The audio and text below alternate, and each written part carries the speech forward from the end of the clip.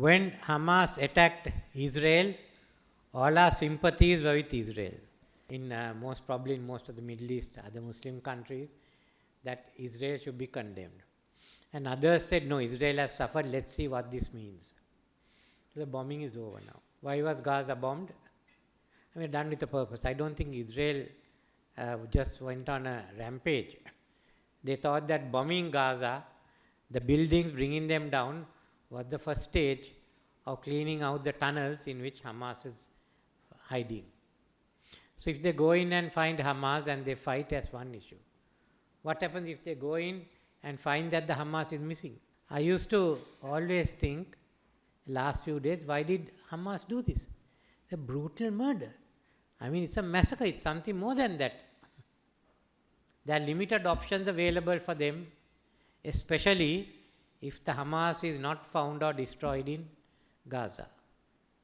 If you go in and destroy the Hamas, catch the leaders, there may be something to be said.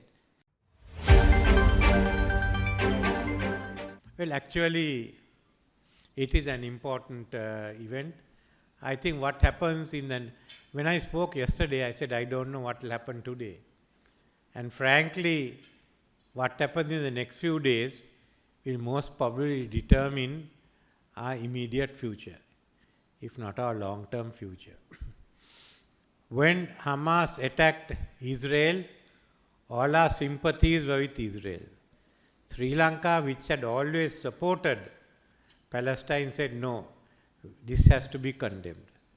So did many others. Then Israel, it took a day or two, because I think firstly before the survival of Israel was the survival of Netanyahu government. So, but by the time he got his act together, it was a question of going into Gaza. And the bombing of Gaza began. So there have been many, many questions. There were those who felt, most probably in most of the Middle East, other Muslim countries, that Israel should be condemned. And others said, no, Israel has suffered, let's see what this means. So the bombing is over now. In the meantime, Secretary of State Blinken went in there. America has announced its stand. Now we find that Israel has announced over 1 million people in Gaza, from North Gaza, has to move to the south. Now this in turn has drawn condemnations, not only from the UN, from the African countries, and even from some of the European countries. So what happens next? If the people of Gaza has been asked to move out, it means Israel will move in. Why had the people of Gaza been moved out? Why was Gaza bombed? I mean, done with a purpose. I don't think Israel just went on a rampage. They thought that bombing Gaza, the buildings, bringing them down, was the first stage of cleaning out the tunnels in which Hamas is hiding. So if they go in and find Hamas and they fight as one issue, what happens if they go in and find that the Hamas is missing? I used to always think, last few days, why did Hamas do this? A brutal murder. I mean, it's a massacre, it's something more than that. There was a reaction, they wanted a reaction. What is the reaction Hamas wanted? They would have wanted Israel to come into Gaza. Otherwise, you would just go and spoil your reputation by shooting up innocent civilians who are enjoying themselves. So what is the strategy? After all, Hamas can't win in outright battle with Israel. So this is the next stage that we have to look into. The picture looks pretty bleak. If you go in there, we create another issue in the whole of Middle East, into the whole of the Muslim world, and thereafter. Middle East means it will be unstable, the prices will be up, oil prices, others will all be affected. within the Middle East, many governments may not be safe. What happened to those who took part in the Abrahamic Accords? I think it's a good thing, but nevertheless, it's become a bad issue now. How do you handle it? You go down all the way down to Indonesia on this side, all the way down to Central Africa on the other side, into countries like Zanzibar, small but important islands. How do you control it? What happens? And there are countries like us with significant Muslim populations. All those countries, if the governments have to go with the popular sympathy. What I'm surprised is the amount of support that Palestine is getting in places like Europe and America, where the campuses are divided.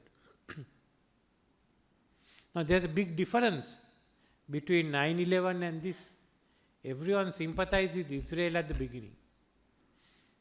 But will that be there next week? Everyone sympathized with USA at 9/11. Whatever support they lost was a year or two after. So how are you going to, what will be the position in our part of the world? In the Indian Ocean, that will be the worst affected. We've got to think of it. What do governments do? There are limited options available for them, especially if the Hamas is not found or destroyed in Gaza. If you go in and destroy the Hamas, catch the leaders, there may be something to be said. But do you think they did this to be caught? That's the point. And more than that, the global geopolitics is what I am concerned of. How are we going to do this? Can US manage Ukraine, Taiwan, and the Middle East? Gaza, I don't think. If you are going to have 2 aircraft carrier groups in the Mediterranean, that's serious. Can you manage it? It's going to be difficult because many issues are going to rise. The present administration went back on a lot of issues implemented by President Clinton, President Bush, the Washington Consensus. President Bush has moved to Asia, followed by President Obama, and in its own way, though he was eccentric, President Trump. Now, in my view, I may be wrong, you dismantle that. That order has been dismantled. Firstly, China, taken on China. You've taken on Russia. Can you run this with the new Quad and UK?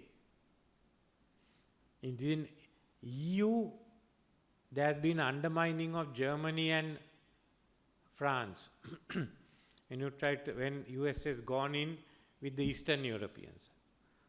What can Eastern European do when you are focused on Israel? So there can be a big change, a power balance, which is taking place. And unfortunately, in the midst of this, the Congress can't decide who the speaker is going to be. So this is what we are.